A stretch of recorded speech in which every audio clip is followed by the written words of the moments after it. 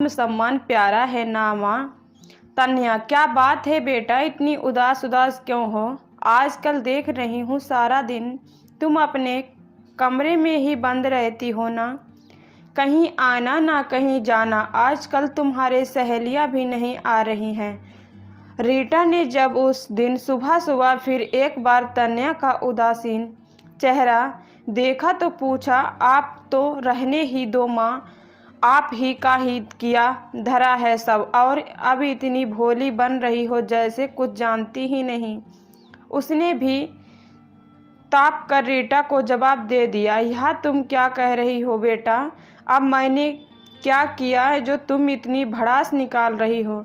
रीटा शक पका कर बोली, अरे वह माँ, बात तो ऐसे कर रही हो जैसे मुझे खुश देखने के लिए मरी जा रही हो। इतनी ही परवाह थी तो क्यों मना किया था? पिछले महीने मुझे स्कूल ट्रिप पर जाने से सब ने कितना सुनाया मुझे कि मैं तो अपनी मर्जी से कहीं घूम फिर भी नहीं सकती, और मेरे जन्मदिन पर जब चाचू बोल रहे थे कि वह पार्टी देंगे तो कितने घमंड से तुमने मना कर दिया था कि जब हमारे पास पैसे होंगे हम तब पार्टी करेंगे, हमें किसी और के पैसों से खुशियां नहीं खरीदनी।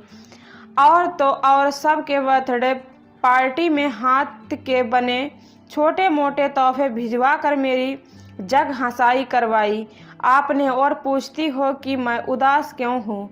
मैं पूछती हूँ कभी पैसा था कि जहाँ कहाँ आपके पास मुझे खुशियाँ देने के लिए जो इतना घमंड दिखाती हैं आप सबको। और अगर कोई मुझे खुश करने के लिए अगर तोहफे या फिर पार्टी या फिर स्कूल पिकनिक पर भेज देना चाहते हैं तो इसमें हर्ज की क्या बात? मेरी खुशियों के लिए ही सोचते हैं कि कितनी हंसी उड़ाते हैं सब मेरी, मगर आपको क्या अपनी पड़ी है, अपने आत्मसम्मान की पड़ी है। आप यूं मेरी खुशियों के लिए किसके आगे झुकेंगी?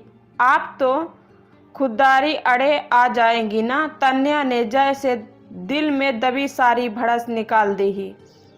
रीटा की आंखों में आंसू थे, सोच में पड़ी थी कि क्या इसी दिन के लिए उसने अपनी खुशियों का आईना बदला था।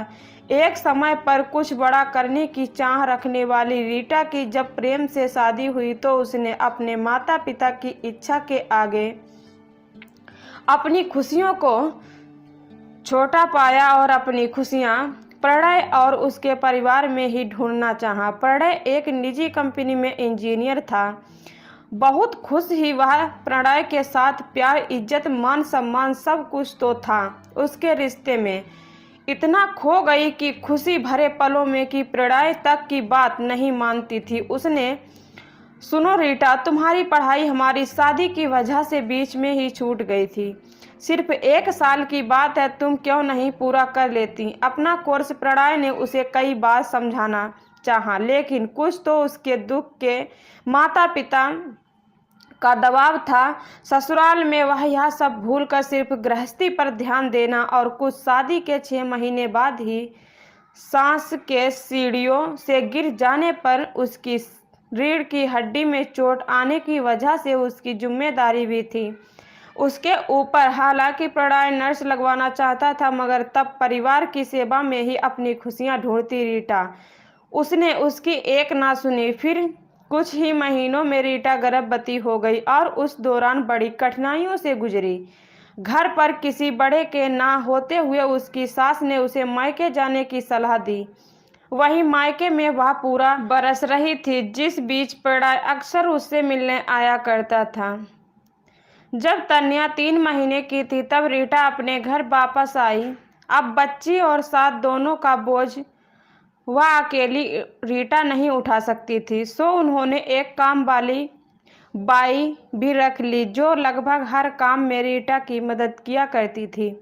प्रणय ने उसे तब भी कहा कि अब भी देर नहीं हुई है यदि वह अपनी पढ़ाई पूरी करना चाहती है, मगर अब पूरी तरह से घर परिवार और बच्ची में रच बस चुकी रीटा इन बस चीज़ों के बारे में भूल ही चुकी थी।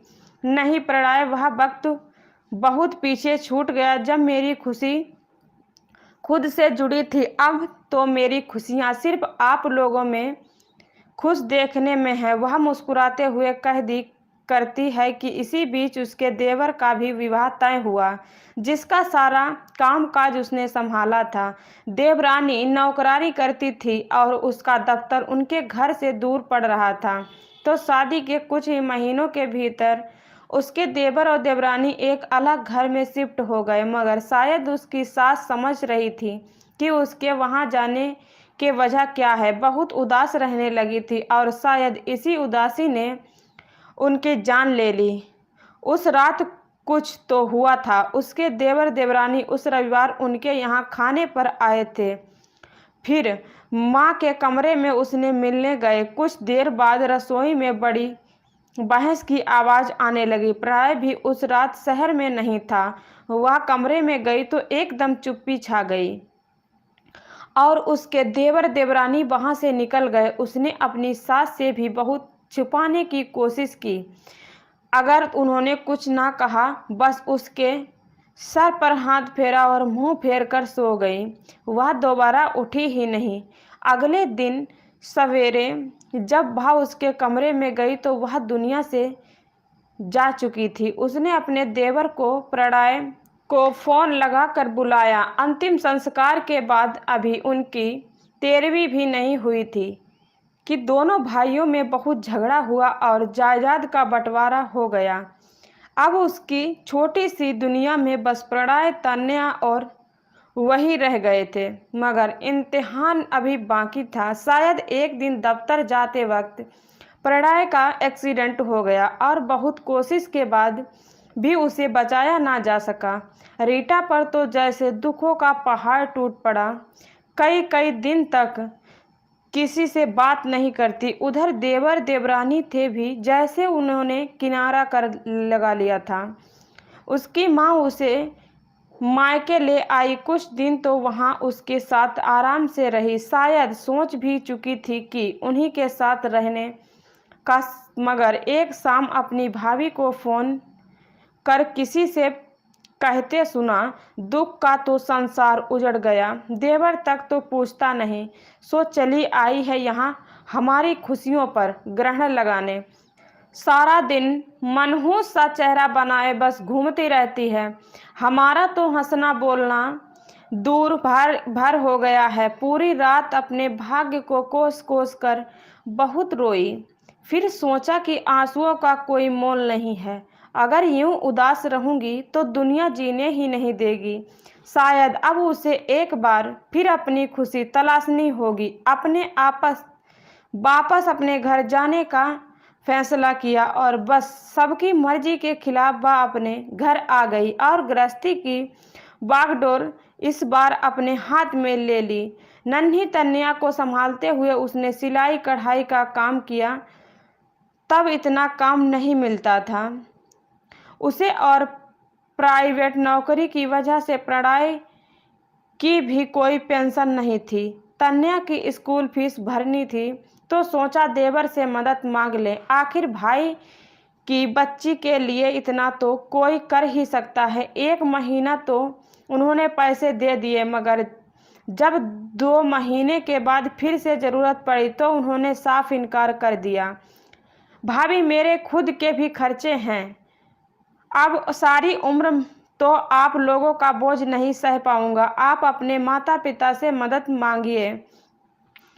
उनसे 2 टूक सुना दिया। याद आ रही थी उसे उसकी नसीहत, मगर क्या करती। खैर, उसे रोज सोच लिया कि आज किसी से कोई मदद नहीं मांगूंगी। जैसे तैसे मेहनत करके उसने घर संभाला। तान्या भी अब 8 वर्ष की हो चुकी थी। अब रीटा भी बहुत हद तक उसने अपने दुखों से बाहर आ बस तन्या की परवरिश में ही अपनी खुशियां तलाश चुकी थी। माँ बेटी जैसे अपना संसार बसा चुकी थी। अब सिर्फ तन्या की खुशी ही उसके लिए मायने रखती थी। इसी बीच उसके लिए एक रिश्ता भी आया था। वो लोग काफ़ी अमीर थे। उसके बड़ी बहू के स्वर्गवास के बाद वह अपने बेटे की दूसरी शादी करना चाहते थे, जिसके पहले से ही एक बेटा और बेटी थी।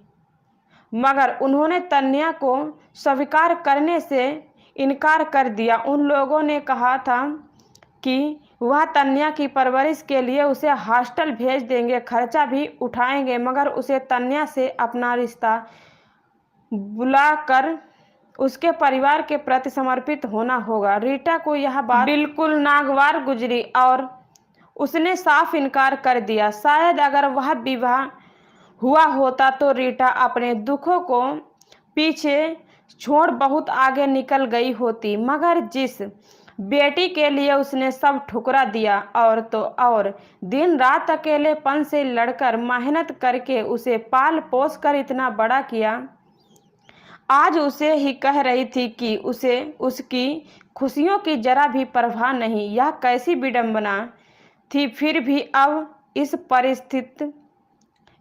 स्थिति उत्पन्न हुई थी तो उसे लड़ना तो ही था, और जितना भी था। देखो तन्या, यह भी लोग हैं जिनके पास एक वक्त तुम्हारे स्कूल की फीस भरने के पैसे नहीं थे।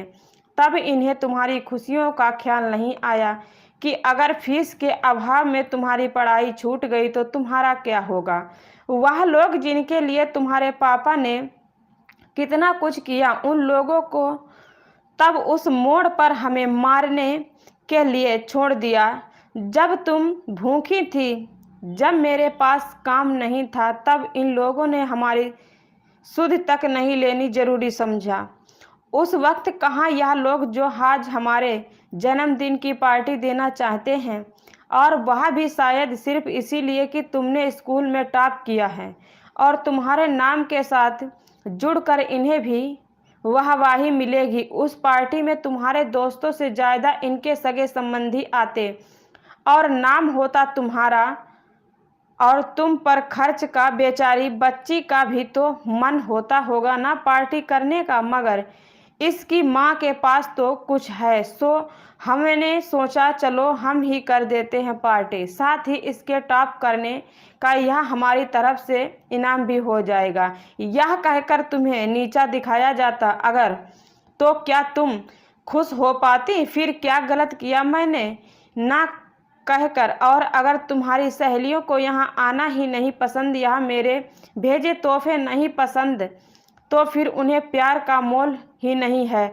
तोहफे पैसे से नहीं प्यार के आके जाते हैं। और रही ट्रिप पर भेजने की बात, तो मेरे लिए तुम्हारी पढ़ाई ज़्यादा ज़रूरी है, क्योंकि जो भूल मैंने अपने जीवन में की वह दोबारा नहीं कर सकती। काश मैंने तुम्हारे पापा की बात मानकर अपनी पढ़ाई पूरी की होती तो हमें यह दिन देखने के नहीं मिलते। इसीलिए अब मैं एक पाई पाई जोड़कर तुम्हें बस अच्छी से अच्छी शिक्षा देना चाहूँगी, इससे कि आज नहीं तो ना सही मगर बाकी उम्र ही तुम्हारी खुशियाँ किसी की मोहताज ना हो, जिससे कि तुम हर मोड़ पर अपनी खुशियाँ खुद समेट सको, ना कि औरों का चेहरा ताकती रहो या उसमें ही अपनी खुशियाँ ढूंढती रहो। घूमना फिरना तो क्या, एक बार पढ़ लिख जाओगी, अच्छा कैरियर होगा, सैलरी होगी तो दुनिया घूमने फिरने और हो लेना खुश। मगर अभी के लिए अगर अपने हालात में ही अपनी खुशियाँ नहीं ढूंढ पाओगे तो पूरा जीवन कभी खुश नहीं रह पाओगी। मेरी यह बात याद रखना। मेरे जीवन में भी एक मोड़ आया था जब अगर मैं तुम्हें छोड़ देती, जो आज शायद बड़ी आरामदेह जिंदगी जी रही होती, मगर मैंने उन भौतिक सुख खुशियों से ऊपर तुम्हें चुना। उन दोनों सबके रवैया को देखते हुए मुझे जो ठीक लगा मैंने किया। सब कुछ छोड़ तुम्हारे पापा को भी भूल कर मैंने खुद को तुम्हें ही झोंक दिया।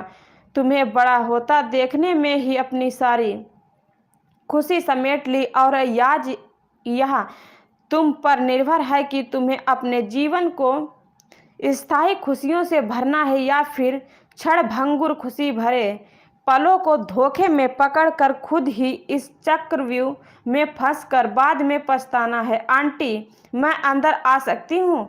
हाय तन्या, कैसी हो? तन्या की क्लासमेट सनम के आने से उसकी बातों पर विराम लग गया। अरे आओ बेटा, बहुत दिनों के बाद, कहो कैसे आना हुआ? रीटा ने पूछा। आंटी, वो अपने जो दुपट्टा मेरे बर्थडे पर भेजा था ना, वह पापा के बॉक्स की वाइफ को बहुत ही पसंद आया था और यह जानकर कि वह घर में बना है उन्हें बहुत ही ज़्यादा उत्सुकता हुई आपसे मिलने की, क्योंकि वह अपनी बेटी की शादी की अपनी ओढ़नी पर ही काम करवा ऐसी ही ओढ़नी स्पेशल गिफ्ट के तौर पर बनवाना चाहती थी, मगर उन्हें कोई मिल ही नहीं रहा था। सो अगर आप उनसे मिल ले तो सनम ने कहा, हाँ ज़रूर बेटा, क्यों नहीं, मुझे उनकी उम्मीद करने में बहुत खुशी होगी। ठीक है आंटी, तो कल उन्हें लेकर आती हूँ। तन्या, कल हम आराम से बैठकर बातें करेंगे, आज थोड़ा जल्दी में हूँ, कहकर सनम निकल गई।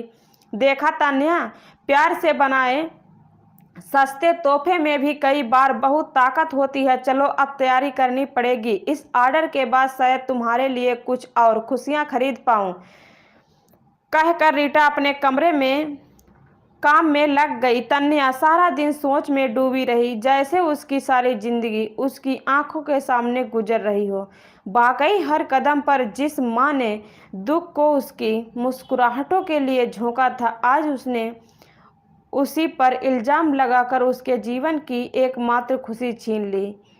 शायद दूसरे दिन जब सनम आई तो माँ को उन लोगों से बात करते देख उसकी आंखों में जो आत्मसम्मान और स्वाभिमान की चमक दिख रही थी, उससे वह सही खुशियों के मायने शायद पूरी तरह समझ गई थी।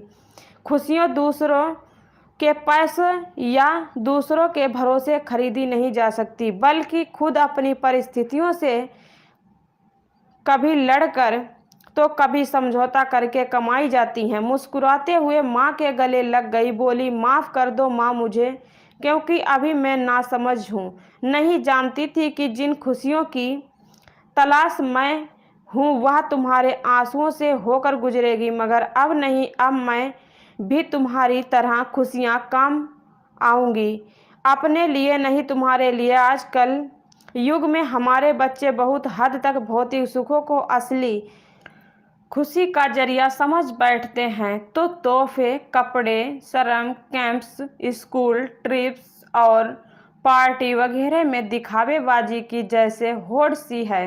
एक स्पर्धा का माहौल सा हो गया है। महंगी गाड़ी में दोस्त को देखते हैं तो अपने लिए भी डिमांड कर बैठते हैं। क्लासमेट कहीं फ्रेंड ट्रिप पर जाते हैं तो वो उदास हो जाते हैं। इन्हीं सब के चलते आजकल बच्चों में अवसाद के कैसे भी बढ़ोतरी देखने को मिल रही है। ऐसे में माँ बाप कई बार खुद ही समझ नहीं पाते कि क्या किया जाए और अक्सर बच्चों की इच्छाओं के आगे झुक जाते हैं। मगर सोचिए, यह इन समस्याओं का हल नहीं है कि बल्कि इससे तो समस्या और बढ़ेगी, क्योंकि असली खुशियों के मायने बच्चे कभी समझ ही नहीं पाएंगे और हर मोड़ पर बस अपनी विडंबना पूरी होना ही उनकी खुशी बन जाएगी, जो बिल्कुल गलत है। दोस्तों, कहानी अगर अच्छी लगी हो तो लाइक शेयर कमेंट जरूर करें। चैनल पर नए हैं तो सब्सक्राइब जरूर करें। धन्यवाद।